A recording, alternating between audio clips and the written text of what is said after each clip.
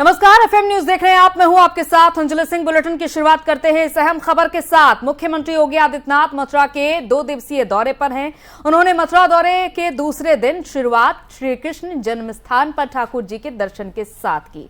मुख्यमंत्री मंगलवार की सुबह सबसे पहले श्री कृष्ण जन्म स्थान स्थित केशव देव मंदिर पहुंचे, जहां ठाकुर केशव देव महाराज के दर्शन किए। इसके बाद उन्होंने गर्भगृह और योग माया मंदिर में दर्शन किए। यहां से भागवत भवन में पहुंचे और यहां सेवताओं ने मुख्यमंत्री को विधि विधान से पूजन अर्चन कराया। दर्शन करने के बाद मुख्यमंत्री को सेवायत ने उनके भगवान का प्रसाद बांटा, अंग वस्त्र दिए और प्रसाद भेंट किया है। श्री कृष्ण जन्मस्थान सेवा संस्थान के सचिव कपिल शर्मा ने उनको भगवान राधा कृष्ण की प्रतिमा भेंट की। मुख्यमंत्री करीब 15 मिनट तक श्री कृष्ण जन्मभूमि पर रहे और इसके बाद प्रदेश ब्रिज तीर्थ विकास परिषद की बैठक में बतौर अध्यक्ष शामिल होने के लिए रसखान की समाधि स्थल पर रवाना हो गए।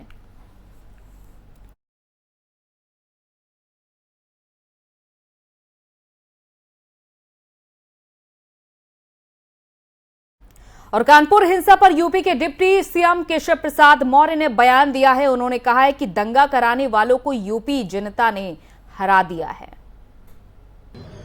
और उस मुकदमे के बाद फैसला होता है। किसी को फांसी, किसी को उम्र कैद की सजा होती है।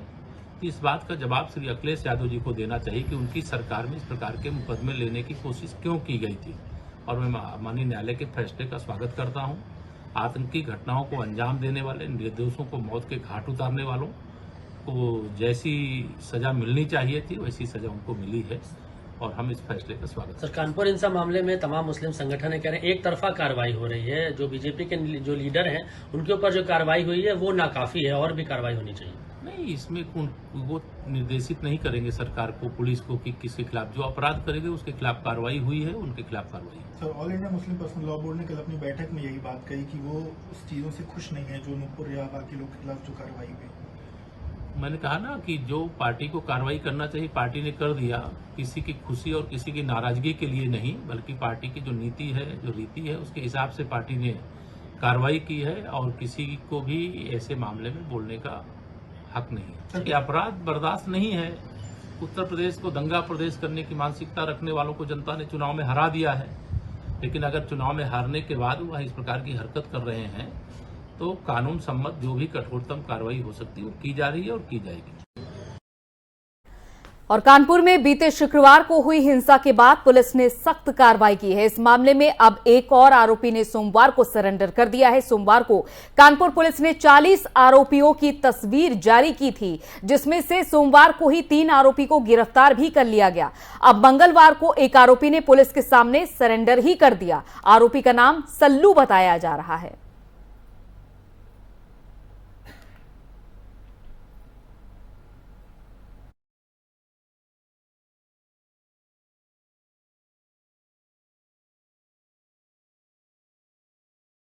और कानपुर पुलिस ने शुक्रवार की हिंसा के मामले में कथित रूप से फर्जी और भड़काऊ सामग्री फैलाने के आरोप में एक और बड़ी कार्रवाई की है। पुलिस ने फेसबुक और ट्विटर के 8 उपयोगकर्ताओं के खिलाफ सोमवार को एफआईआर दर्ज की है। अपर पुलिस आयुक्त सुरेश राव एल कृष्णा ने बताया कि सोशल मीडिया का इस्तेमाल करने वाले कई लोगों के खिलाफ प्राथमिकी दर्ज की गई है। उन्होंने कहा कि सोशल मीडिया उपयोगकर्ताओं ने कथित तौर पर भड़काऊ सामग्री पोस्ट की, जिससे आम लोगों में गुस्सा है।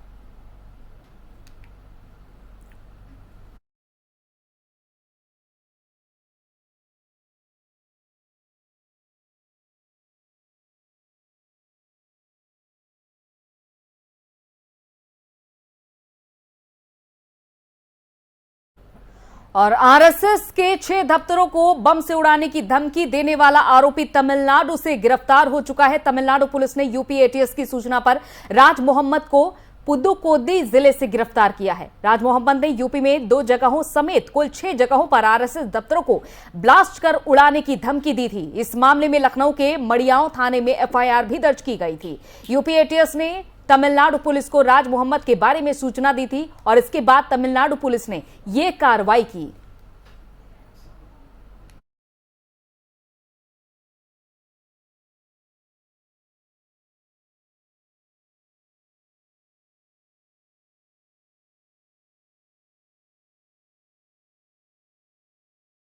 महाराष्ट्र में लगातार कोरोना के मामलों में इजाफा हो रहा है और महाराष्ट्र सरकार में मंत्री नितिन राउत ने कोरोना केस बढ़ाने के लिए दिल्ली के प्रवासियों को जिम्मेदार ठहराया है। देखिए, जो नागपुर शहर में जो कोरोना बढ़ रहा है उसका मेन रीज़न जो है वो दिल्ली से आने वाले जितने प्रवासी है वो प्रवासियों के वजह से यहाँ पर फर्क पड़ रहा है। जो केसेस आज 35 केसेस हमने जो ट्रेस किए हैं उसमें मैक्सिमम दिल्ली से आने वाली केसेस हमको मिली है। इसलिए मुझे ऐसा लग रहा कि एयरपोर्ट पर ही हम उनका ट्रेसिंग करें, ऐसी सूचनाएं दी। साथ में शहर में और ग्रामीण इलाकों में भी हमने टेस्टिंग के लिए ज़्यादा से ज़्यादा कोशिश करनी चाहिए। देखिए, जो दिल्ली के जंतर मंतर पर जैन धर्म से जुड़े संगठनों ने बड़ा प्रदर्शन किया। जैन समुदाय के लोग अपने एक धार्मिक स्थल को पर्यटक स्थल बनाने के फैसले से आक्रोशित हैं। दरअसल झारखंड में जैन समुदाय का सम्मेद शिखर नाम का एक बेहद प्राचीन धार्मिक स्थल है, जिसे देश के लाखों जैन धर्म के अनुयायी अपना सबसे सर्वोच्च धार्मिक स्थल मानते हैं। इस धार्मिक स्थल को पारसनाथ पर्वत के नाम से भी जाना जाता है, लेकिन केंद्र सरकार ने साल 2019 में सम्मेद शिखर के एक हिस्से को वन्य जीव अभयारण्य घोषित कर दिया। आरटीआई से सरकार के इस फैसले की जानकारी मिलने के बाद से जैन समुदाय सरकार के इस फैसले से काफी ज्यादा नाराज है। नाराज लोगों ने जंतर मंतर पर प्रदर्शन कर केंद्र सरकार से फैसला वापस लेने की मांग की है।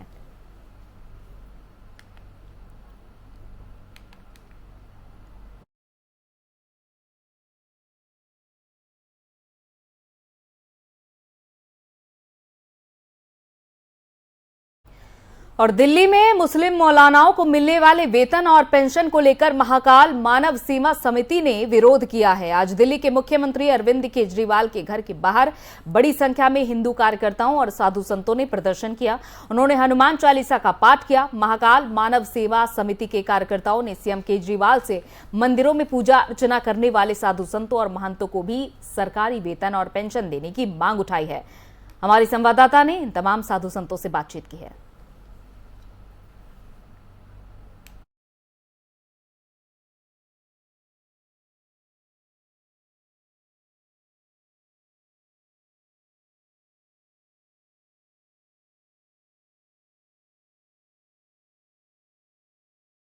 सबको देखते हैं।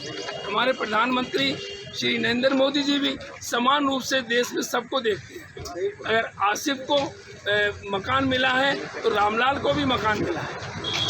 अगर मोहम्मद को अगर बिजली मिली है तो गैस कनेक्शन जो है हिंदुओं को भी मिला है। अगर मौलानाओं को कोई चीज़ सुविधा मिली है तो हिंदुओं को। अभी आपकी क्या रूपरेखा तय कर? रूपरेखा हमारी ये है कि ये मौलानाओं को जिन्होंने मदरसों में मस्जिदों में जो पेंशन इन्होंने जो नियुक्त की है, तो क्या ये पेंशन ये अपने हमारे जो मंदिर हैं उनमें पुजारी हैं जो अपनी भीख मांगकर कैसे भी करके गुजारा अपने परिवार का चला रहे हैं, तो इनको भी सोचना चाहिए कि मंदिरों में जो पुजारी सेवा करते हैं ईश्वर की, वो भी अपना गुजारा उनकी भी कुछ पेंशन बांधी जाए। इसी विषय में हमारा आज आंदोलन है कि ताकि ये बराबर समान नागरिकता समझते हुए सबका सहयोग करें, सबको। बाबा आपका क्या नाम है? तो आज आप लोग आपके साथ संगठन मौजूद है, आप लोग प्रोटेस्ट भी कर रहे हैं, हनुमान चालीसा का पाठ किया आप लोगों ने किया था। अभी अगर लोगों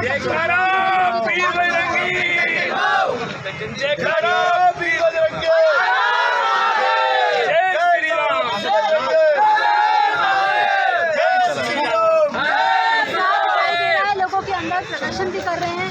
देखिए, सबसे पहले बात तो यह है कि एक समानता का राजनीति में जो कि संत का काम जो है वो पूजा पाठ करना है, हनुमान चालीसा के सड़कों पर नमाज के बाद हनुमान चालीसा का भी पाठ करना है।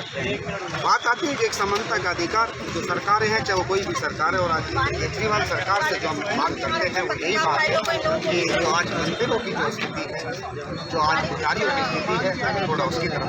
तो संतों साधु संतों को तो मोह माया कुछ होती नहीं है, तो फिर आप पेंशन और वेतन के लिए साधु संतों को मोह माया एक अलग चीज़ है। खाने के लिए तो माया, खाने के लिए तो खाना चाहिए ना, खाने के लिए पानी चाहिए ना, क्या उससे हवा देंगे तो जिंदा रहेंगे? तो अगर उसको खाना कहाँ से मिलेगा? भीख मांग के। अगर सरकार सबको एक समानता का, मैंने बोला ना, राजनीति एक समानता का अभी आप ये मौजूद है, अगर प्रोटेस्ट अगर आपका ये आगे नहीं हो पाता है तो हम अपनी शालीनता से, एक सभ्यता से, अपनी सनातन की जो परंपरा है उसके अनुसार हम बैठेंगे। हमको अगली रूपरेखा क्या है? अगली रूपरेखा यही है, हम बैठेंगे अपनी मांगों को मनवाएंगे प्यार से, शांति से। कोई इसमें अशांति नहीं फैलेगी। सरकार के पीछे का यही आरोप है कि अरविंद केजरीवाल अपनी नीतियों को आगे बढ़ा रहे हैं और मुस्लिम समर्थित यहाँ पर सरकार है कि साधु संत कह रहे हैं मौलानाओं को पेंशन और वेतन जिस तरीके से दिया जा रहा है मदरसे में, इसके खिलाफ बात कर रहे हैं कि मंदिरों में भी संतों को, साधुओं को ये योजना दी जानी चाहिए और इसी के खिलाफ लोग वहाँ पर ये लोग प्रदर्शन कर रहे हैं और मांग कर रहे हैं कि इनको भी इंसाफ मिले, इनको भी वेतन और पेंशन समान अधिकार दिया जाए। कैमरा पर्सन अंगद के साथ FM न्यूज़। और मध्य प्रदेश के पूर्व मुख्यमंत्री दिग्विजय सिंह ने बीजेपी पर हमला बोला है। उन्होंने नुपुर शर्मा के बयान को लेकर बीजेपी पर निशाना साधा। घाटी में हो रहे टारगेट किलिंग पर विवेक अग्निहोत्री पर भी हमला बोला है। सुनिए। इस देश में नफरत की आग पूरे देश में फैल रही है। पहले पत्थरबाजी केवल कश्मीर के कुछ हिस्सों में हो जाया करती थी, आज पत्थरबाजी की घटनाएं भारत में जगह जगह होने लगी है।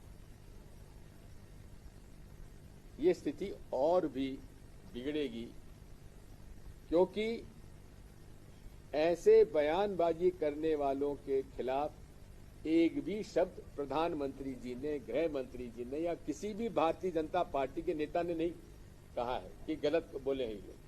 प्रेस स्टेटमेंट से क्या होता है? अगर फ्रिंज एलिमेंट की बात करते हैं तो कितनी बार उत्तर प्रदेश के मुख्यमंत्री ने धर्म के आधार पर नफरत के बयान दिए?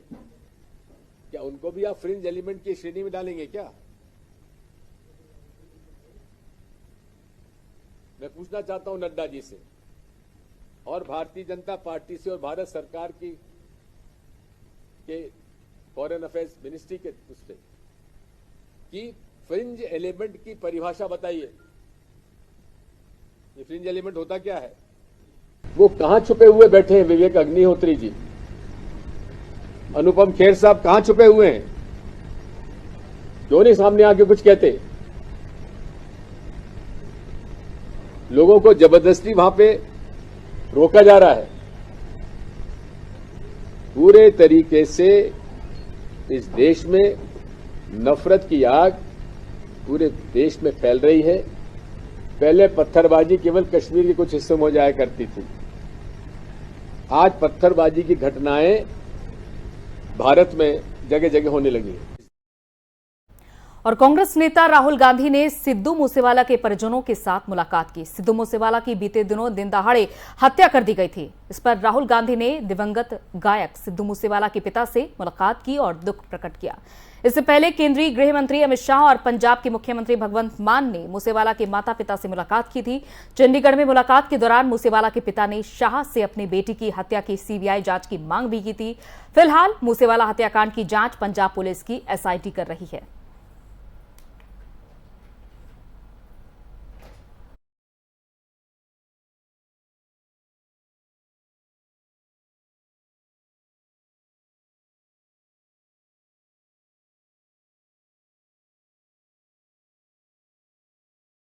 और सिद्धू मूसेवाला मर्डर को लेकर पुलिस काफी ज्यादा छानबीन कर रही है। फिलहाल एक वीडियो सामने आया है जिसमें कथित तौर पर सिद्धू मूसेवाला के साथ एक शख्स सेल्फी लेते हुए नजर आ रहा है।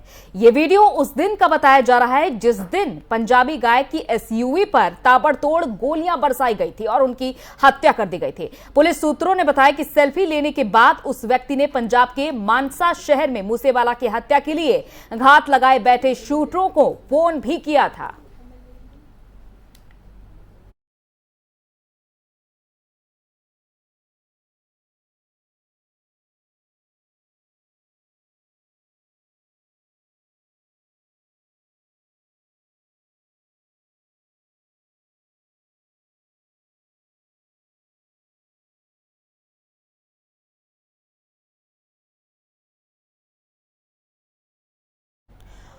और दिल्ली में आज एक बार फिर से आग लगने की घटना सामने आई है। दरअसल सुप्रीम कोर्ट परिसर के यूको बैंक में आज सुबह आग लग गई, जिसके बाद अफरा तफरी का माहौल देखा गया। हालांकि फायर ब्रिगेड की टीम वहां पर पहुंची और बैंक में आग लगने की जानकारी दिल्ली दमकल सेवा को करीब 9:15 बजे मिल गई थी, जिसके बाद फायर ब्रिगेड की 5 गाड़ियों ने मौके पर पहुंचकर कड़ी मशक्कत के साथ आग पर काबू पाया।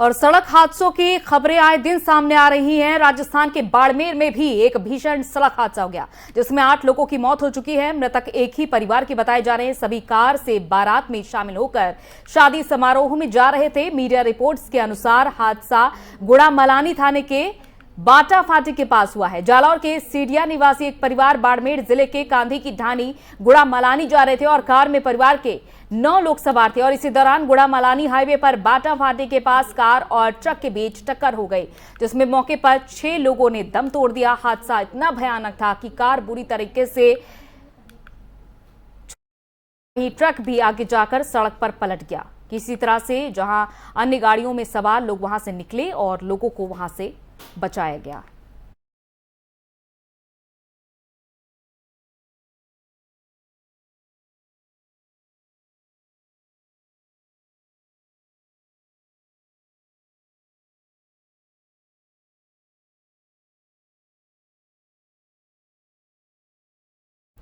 और केदारनाथ में 31 मई को एक निजी विमानन कंपनी का हेलीकॉप्टर लैंडिंग के दौरान हादसे का शिकार होते होते बचा था।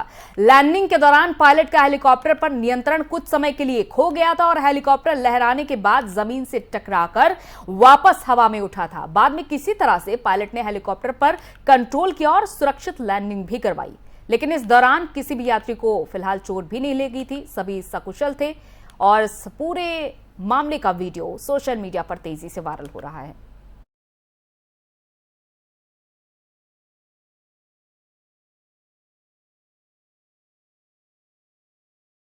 चलिए, इसी के साथ इस बुलेटिन में इतना ही। इजाजत दीजिए। नमस्कार।